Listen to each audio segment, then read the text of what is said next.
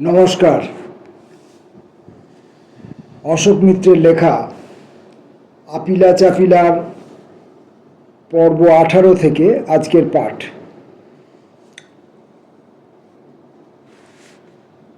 ঠিক কদিন অথবা মাস দিল্লিতে টিকে থাকতে পারব তা নিয়ে মনে অবশ্য গভীর সন্দেহ। তাই কলকাতায় হ্যাঙ্গারফোর্ড স্ট্রিটের ফ্ল্যাট স্ত্রীর জিম্মায় রইল সমস্ত লটবহর শুদ্ধ। আমি একা গিয়ে সরকারি পান্থনিবাস ওয়েস্টার্ন কোর্টে একটা বড় ঘর নিয়ে রইলাম। তখনও ওয়েস্টার্ন কোর্টের দুর্দশা তেমন চরমে পৌঁছায়নি। ঘরগুলির যত্নার্থী নেওয়া হতো। যে ঠিকাদারের হাতে খাদ্য পরিবেশনের দায়িত্ব, তার বোধহয় সংসদ সদস্য তথা রাজপুরুষদের বিষয়ে সামান্য সমীহের ভাব অবশিষ্ট ছিল। যা খাদ্য সরবরাহ করা হতো তা অন্তত অকহতব্য স্তরে পৌঁছয়নি। যা সংযোজনযোগ্য, ওয়েস্টার্ন কোর্টে সে সময়ে অনেক জ্ঞানী গুণী মানুষ থাকতেন, সংসদ সদস্যদের বাদ দিয়েও। যাদের কথা বিশেষ মনে পড়ে তাদের অন্যতম শকুন্তলা পরাঞ্জপে, প্রথিতযশা সমাজসেবক, হালে বিখ্যাত চলচ্চিত্র নির্মাতা সই পরাঞ্জপের মাতা। শকুন্তলা দেবী সে সময়ে রাজ্যসভার মনোনীত সদস্য। ভোরবেলা এক টেবিলে বসে প্রাতরাশ সারতাম। আমাকে প্রায় বালক ভেবে প্রচুর স্নেহ করতেন। তার ব্যস্ত বিচিত্র জীবনের অনেক ঘটনা গল্প বলার মতো করে বর্ণনা করতেন। আরও একজন ছিলেন সাহেব সিং সোখে।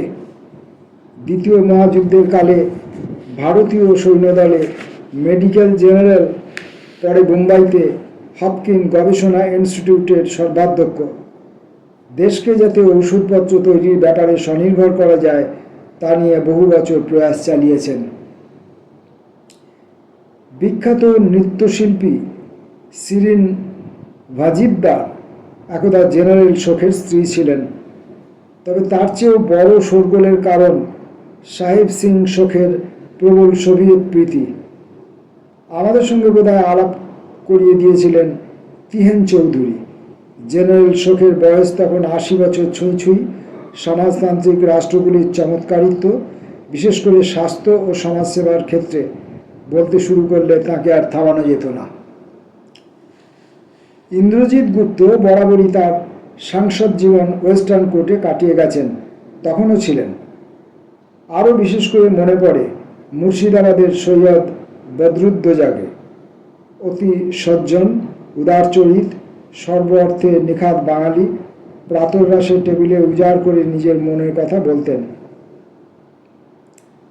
1965 সালে পাকিস্তানের সঙ্গে যুদ্ধের ডামাডোলে কংগ্রেস সরকার তাকে ওদেশের গুপ্তচর অপবাদ দিয়ে বেশ কয়েক মাস কয়েদ করে রেখেছিল। সে প্রসঙ্গে বলতে গিয়ে বদরুদ্দোজা সাহেব অভিমানে উদ্বেল হয়ে উঠতেন। অস্থায়ী অনেক আগন্তুক আসতেন যেতেন। অত্যন্ত আকর্ষণীয় অতিথি আলয় ছিল তৎকালীন ওয়েস্টার্ন কোর্ট।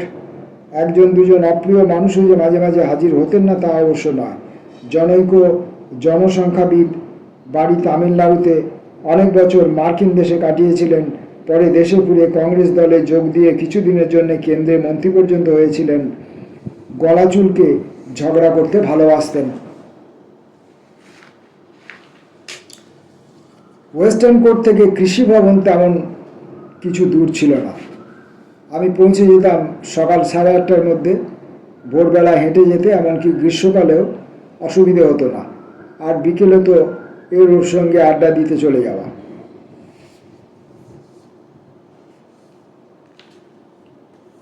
পুরনো বাঙালি অবাঙালি বন্ধুরা তো ছিলেনই। তাছাড়া কয়েক মাস বাদে দিল্লিতে কর্মসূত্রে কিরণময় রাহা পৌঁছে গেলেন।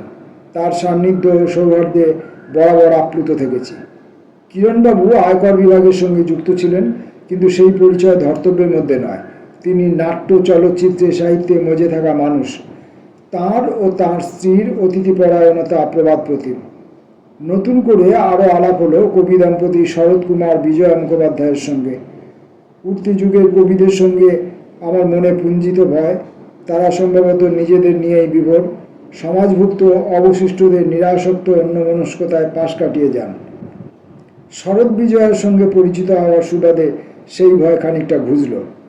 বিজয়া অমলেন্দু দাশগুপ্তের অনুজা, হয়তো সেই কারণেই ওদের কাছে খানিকটা প্রশ্রয় পেয়েছি। কৃষি মন্ত্রকের কেষ্টবিষ্টুরা আমার মতো অতি নবীন যুবককে তাদের সমপর্যায়ের পদে বসানো হয়েছে তা নিয়ে প্রচুর মনোক্ষোভে ভুগছিলেন। প্রথম দিকে তাই তাদের কাছ থেকে সহযোগিতা পেতে সামান্য অসুবিধা হচ্ছিল, কিন্তু কৃষিমন্ত্রী সুব্রহ্মণ্যম সাদরে অভ্যর্থনা জানালেন। সবচেয়ে বড় কথা, কয়েকদিনের মধ্যেই পরমেশ্বর হাকসার প্রধানমন্ত্রীর প্রধান সচিব হিসেবে যোগ দেওয়াতে আমার মস্ত স্বাচ্ছন্দ্যবোধ। হাকসার আমার পূর্ব পরিচিত, লন্ডনে ছাত্রাবস্থা থেকে থর্নার ও চণ্ডীর বন্ধু, তখন ঘোরতর কমিউনিস্ট ছিলেন। দেশে ফিরেও কিছুদিন মধ্যপ্রদেশের সাতনা বা অন্য কোথাও গুজব শুনেছিলাম পার্টির স্থানীয় কমিটির সম্পাদক ছিলেন। সম্ভবত পারিবারিক উপরোধে রাজনৈতিক ক্রিয়াকর্ম বিসর্জন দিয়ে প্রথমে এলাহাবাদে আইনজীবী ভিত্তিতে, পরে বিদেশ মন্ত্রকে যোগ দিয়েছিলেন। নানা জায়গায় রাষ্ট্রদূত হিসেবে কাজ করেছেন। জওহরলাল নেহরুর খুব স্নেহাস্পদ।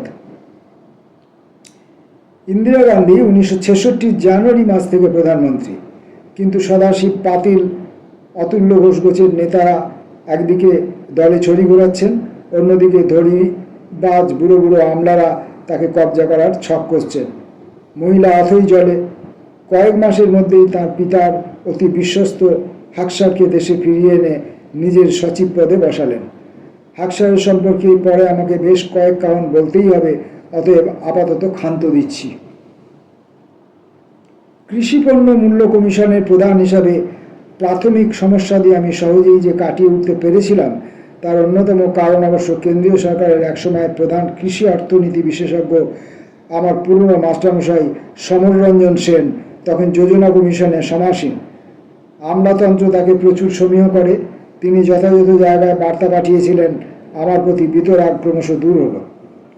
বিশেষত ব্যক্তিগত বন্ধু, তীক্ষ্ণ বুদ্ধি অর্থনীতিবিদ ধরম নারায়ণ দিল্লি বিশ্ববিদ্যালয়ের ইনস্টিটিউট অফ ইকোনমিক গ্রোথে গবেষক অধ্যাপক আমার অনুরোধ ঠেলতে না পেরে আংশিক সময়ের জন্য কমিশনের সদস্যরূপে যোগ দিতে সম্মত হলেন। 4 বছর ওখানে ছিলাম, নিবিড় স্বস্তিসুখ, চরিতার্থবোধ, সম্প্রীতির মধ্যে। ইন্দিরা গান্ধী সাময়িকভাবে বাঁয়ে হেললেও তা তো নিছক কৌশলগত কারণে। কেন্দ্রীয় সরকারের শ্রেণীচরিত্র তো পাল্টাবার নয়। পুঁজিবাদী ব্যবসাদার, ধনী কৃষক গোষ্ঠীর প্রতিনিধিত্ব সংকুল কংগ্রেসের উপর তার নেতৃত্ব। সেই বিশেষ মুহূর্তে উচ্চ ফলনশীল শস্যের বাণী ভারতবর্ষের কর্তা ব্যক্তিদের সমীপে পৌঁছে গেছে। ফোর্ড ফাউন্ডেশন গন্ডায় গন্ডায় বিশেষজ্ঞ পাঠাচ্ছেন বোঝাতে ভারতবর্ষকে কী করে কৃষিক্ষেত্রে অত্যাধুনিক করে তোলা যায়। শুধু উন্নত বীজের ব্যবস্থা হলেই তো চলবে না, সেচের জলের মাপ মতো ব্যবহার চাই। নানা ধরনের প্রতিষেধক কীটনাশক ওষুধ ব্যবহার করতে হবে। যথেষ্ট প্রসারিত বর্গক্ষেত্র না হলে জলসেচন অসুবিধাজনক। সুতরাং গমের উন্নত বীজ শস্য ছড়িয়ে যে তথাকথিত সবুজ বিপ্লবের সূচনা, তা সফল করতে হলে জমি মাওলা ধনী কৃষকদেরই পৃষ্ঠপোষকতার জন্য বাছাই করতে হবে। সেই সঙ্গে তাদের জন্য পর্যাপ্ত কৃষি ঋণেরও ব্যবস্থা। তাদের সমীপে উন্নত বীজ শস্য পৌঁছে দেওয়া যেমন কর্তব্য, সেচের জল প্রয়োগের যথাযথ ব্যবস্থার উদ্যোগ গ্রহণেও সমকর্তব্য। সুতরাং যা হবার তাই হলো। সবুজ বিপ্লব থেকে প্রথমে গম, পরে চাল, তারপরে তুলার উৎপাদন বাড়ল দেশ জুড়ে। কিন্তু বাড়ল প্রধানত ধনী কৃষকদের বড় বড় ক্ষেত খামারে। কৃষিক্ষেত্রে আর্থিক বৈষম্য উৎকীর্ণতর। ধনী কৃষককুলের তবু ভরিল না চিত্ত। তাদের দাবি, বাঘা বাঘা মার্কিন বিশেষজ্ঞদের পরামর্শ, প্রতিটি কৃষিপণ্যের জন্য উদার হারে ন্যূনতম সহায়ক মূল্য ঘোষণা করতে হবে। যদি বাজারে উৎপাদন আধিক্য হেতু দাম নিম্নমুখী হয়, তাহলে পূর্বঘোষিত সহায়ক মূল্যে সরকারকে কৃষক ও ব্যবসাদারদের কাছ থেকে কৃষিপণ্য কিনতে হবে। এই দামে যে পরিমাণ উৎপন্ন শস্য বিক্রয় করতে তারা উৎসুক, পুরোটাই। কৃষিপণ্য মূল্য কমিশনের দায়িত্ব বিভিন্ন শস্যের ক্ষেত্রে ন্যূনতম সহায়ক মূল্য নির্ধারণ। তবে তখন পর্যন্ত বাজারে শস্য প্রাচুর্যের চেয়ে শস্যের অনটনের ইতিহাসই জনমানসে মুদ্রিত। তদনুরূপ পরিস্থিতির সম্ভাবনা সরকারের পক্ষে উপেক্ষা করা সহজ ছিল না।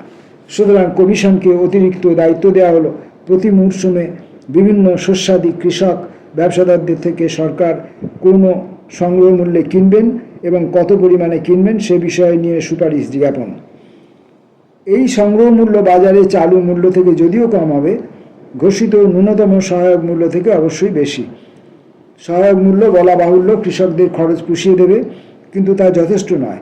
ন্যূনতম ব্যয়ের উপর যথাযোগ্য লাভের একটি অংশ জুড়ে দিতে হবে এবং সংগ্রহ মূল্য নির্ধারিত হবে আরও মগডালে।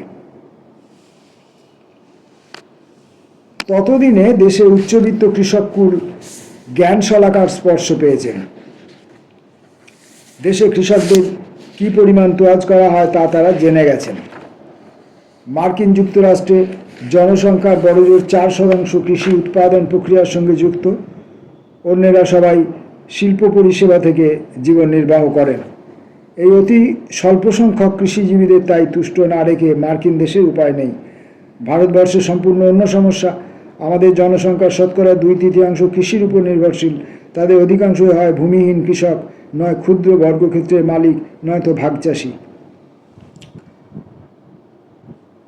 ভাগচাষী অথবা ক্ষুদ্রায়তন কৃষিভূমির স্বত্বাধিকারীদের উদ্বৃত্ত শস্য থাকে না, আর ক্ষেত মজুরদের তো ক্ষুণ্ণিবৃত্তির জন্য প্রয়োজনীয় প্রায় পুরো খাদ্যশস্যই খোলা বাজার থেকে কিনতে হয়। অনটনের বছরে বাজার দর ক্রমশ চড়ে। চড়া দরে শস্য কেনা গরিব কৃষকদের পক্ষে সম্ভব নয়, যেমন সম্ভব নয় শহরের গরিব মানুষদেরও। সুতরাং সরকারি সরবরাহ ব্যবস্থার মধ্যবর্তীতায় দরিদ্রজনকে সস্তায় খাদ্যশস্য পৌঁছানোর প্রয়োজন দেখা দেয়। আমাদের কমিশনের উপর বাড়তি দায়িত্ব চাপানো হলো বিভিন্ন খাদ্যশস্যের সংগ্রহ মূল্য সুপারিশ করবার। সংগ্রহ মূল্য সাধারণত যদিও সহায়ক মূল্যের চেয়ে বেশি হবে, ভীষণ রকম বেশি হলে সমস্যা। রাষ্ট্রীয় সরবরাহ ব্যবস্থার মারফত তো গরিবদের খাদ্যশস্য পৌঁছানো মুখ্য উদ্দেশ্য। সরবরাহ মূল্য তেমন চড়া হলে তাদের সাধ্যের বাইরে চলে যাবে। বাণিজ্যিক শস্যের ক্ষেত্রেও অনুরূপ সমস্যা। ন্যূনতম সহায়ক মূল্য নির্ণয় করা জরুরি, অন্যথা গরিব কৃষকরা মারা পড়বেন। কিন্তু তা খুব উচ্চ স্তরে বাধা হলে কার্পাসজাত বা পাটজাত পণ্যাদি বিদেশে রপ্তানি করতে অসুবিধা দেখা দেওয়ার আশঙ্কা। দেশে ওই বছরগুলিতে আকীর্ণ খাদ্য সমস্যা। স্বাভাবিক কারণে জাতীয় রাজনীতিতে সচ্ছল কৃষককুলের প্রভাব ক্রমবর্ধমান। তারা প্রধানত পাঞ্জাব, হরিয়ানা, উত্তরপ্রদেশ কেন্দ্রীভূত। গোটা দেশকে তারা খাদ্যশস্য যোগাচ্ছেন। তাদের হামবড়া ভাবের শেষ নেই। কমিশনে থাকাকালীন আমাকে ভারতবর্ষের সবকটি রাজ্য চষে বেড়াতে হয়েছে। প্রত্যন্ততম অঞ্চল পর্যন্ত গেছি। যেখানেই গেছি সর্বত্র ধনী শ্রেণীভুক্ত কৃষকদের বর্ধমান ক্ষমতার সাক্ষাৎ অভিজ্ঞতা হয়েছে। এদের দখলে বৃহৎ বিস্তৃত কৃষি বর্গক্ষেত্র। এদের জন্য ঢালাও উন্নত বীজ শস্যের ব্যবস্থা, সরকার থেকে সস্তা দরে সেচের জল, সার, কীটনাশক ইত্যাদি এদের সরবরাহ করা হচ্ছে। সুতরাং এদের গড় উৎপাদন ব্যয় তুলনামূলকভাবে অন্য শ্রেণীভুক্ত কৃষকদের খরচাপাতির চেয়ে কম হওয়ারই কথা। কিন্তু এই যুক্তি কে মানবেন? সম্পন্ন কৃষককুলের ভাবটা এরকম। অধিক ফলন ফলিয়ে তারা দেশকে কৃতার্থ করে দিয়েছেন। তাদের দাবি কৃত চড়া দাম মঞ্জুর না করে সরকার যাবে কোথায়? তখনকার পরিভাষায় এদের প্রগতিশীল কৃষক বলে অভিহিত করা হতো। প্রগতিশীল এই কারণে যে তারা কৃষিতে নতুন প্রযুক্তির অনুপ্রবেশ বরণ করে নিয়েছেন। মনে পড়ে, নানা অনুদান ও সুবিধাদি পাওয়া সত্ত্বেও তার কর্ষিত শস্যের উৎপাদন ব্যয় এত বেশি কেন? সেই প্রশ্ন এক ধনবান পাঞ্জাবি কৃষককে করাতে সেই ভদ্রলোকের সম্যকরূপে ক্ষিপ্ত উত্তর, অবশ্যই তার উৎপাদন ব্যয় অধিক হবে, তিনি যে প্রগতিশীল কৃষক। আমাকে নিরুত্তর থাকতে হলো। এরা হাতে মাথা কাটবেনি। দেশকে মুখের খাবার জোগাচ্ছেন তো এরা। প্রগতিশীলতার সংজ্ঞা দিয়ে নতুন প্রযুক্তির সাহায্যে গড় উৎপাদন ব্যয় কমিয়ে আনা কে বোঝাবে এদের?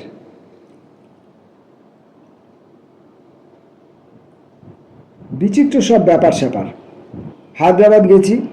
অন্ধ্রপ্রদেশের তদানীন্তন কৃষিমন্ত্রী থিম্মা রেড্ডি নেলোর না কুরুর জেলার কুলপতি প্রচুর আপ্যায়ন করলেন। দেশের স্বার্থে শস্যোৎপাদনে তারা যে প্রাণপাত পরিশ্রম করছে, তাদের উৎপাদন ব্যয় অতএব যে ক্রমশ ঊর্ধ্বমুখী, সহায়ক এবং সংগ্রহ মূল্য নির্ধারণে আমি যে সমস্ত কথা বিবেচনা করব তা নিয়ে তিনি নিঃসন্দেহ। যথাসময়ে আমাদের প্রতিবেদন দাখিল করলাম। প্রতিবেদন আলোচনার জন্য মুখ্যমন্ত্রীদের দিল্লিতে আহ্বান জানানো হলো। তিম্মা রেড্ডিও এলেন। আমার সঙ্গে বিজ্ঞান ভবনের লবিতে দেখা। নমস্কার প্রতি নমস্কারের পর মন্ত্রীমশাইয়ের সখ্যগুপ্তি, আপনার সঙ্গে যখন আলাপ হয়েছিল ভেবেছিলাম আপনি অতি সহৃদয় ভদ্রলোক, এখন দেখছি আপনি একটি অ্যাটম বোমা। তবে অন্যরকম শিক্ষা লাভও হয়েছিল। গুজরাটের সফর, বড়দাতেই বোধহয় এক সদাশয় বৃদ্ধ খামারের মালিক আমাকে অনুতাপের ভঙ্গিতে উপদেশ বিতরণ করলেন, তোমাদের বাঙালিদের দিয়ে পয়সা কড়ি করা হবে না। তোমরা 25 একর জমি পেলে সারি দিয়ে শত শত আম গাছ পুঁতবে। আম গাছে সহজেই পোকা ধরে, প্রচুর পরিচর্যা করতে হয়, তা সত্ত্বেও 3-4 বছর বাদেই এক একটা গাছ মরে যায়। বলতে গেলে তোমাদের টাকা প্রায় জলে যায়। অন্যপক্ষে আমাদের গুজরাটিদের দেখো, ওরকম জমি পেলে আমরা আম গাছ লাগাই না, সজনে বাগানের ব্যবস্থা করি। সজনে গাছে কোনো পরিচর্যা করতে হয় না, একটা গাছ 100-200 বছর পর্যন্ত বাঁচে। সাদিকে আর আমাদের টাকার পাহাড় জমে? তোমাদের কিচ্ছু না। ধনী কৃষকদের আয়কর দেওয়ার দায় নেই। সরকার থেকে বিবিধ ভর্তুকি দিয়ে তাদের উৎপাদন ব্যয় হ্রাস করার ব্যবস্থা হয়েছে। সরকার যথেষ্ট দরাজ হাতে সহায়ক ও সংগ্রহ মূল্যের উদ্যোগ নিয়েছেন। এটা নিয়ে প্রায় অবধারিত ছিল যে শীততাপ নিয়ন্ত্রিত ক্ষেত খামার দেশের উত্তর পশ্চিম অঞ্চলে ছড়িয়ে পড়বে। সেই সঙ্গে দক্ষিণ দিল্লিতে দিন দরিদ্র কৃষকদের পয়সার বিরাট বিরাট প্রাসাদ।